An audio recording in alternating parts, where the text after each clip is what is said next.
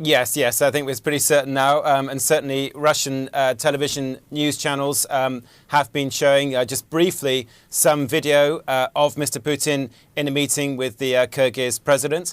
And I have to say, from that video, recorded video, I think it was, he looked pretty healthy, actually. He looked as you'd expect him, looking in fairly robust health. So certainly no outward sign of any medical problem. And the typical fighting talk from the Russian president, he's apparently quoted as saying that life would be boring without gossip. I assume all that gossip about his whereabouts.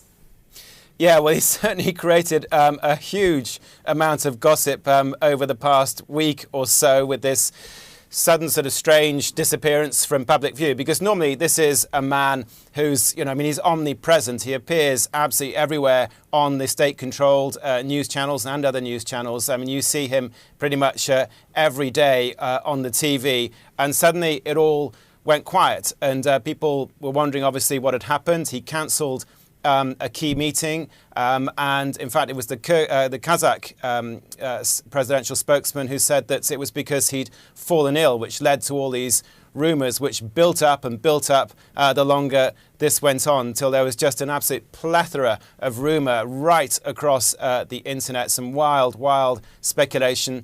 Well, now it seems he's put all that to rest. He has appeared, although we still don't have any explanation as to why he sort of went into some kind of retreat. What was it all about? Well, we're seeing those images with him. We assume that these are the most recent images looking well with the Kyrgyzstan president. Of course, today, a very important day, also Crimea marking its first anniversary as now a Russian territory. It's difficult to speculate on why this radio silence, why we just simply had no information from a man that really manages his media appearances so accurately, so intensely. Yeah, I mean, it's very difficult to know. And obviously his spokesman, Dmitry Peskov, was, absolutely bombarded by the journalists here and around the world with questions about what on earth was going on.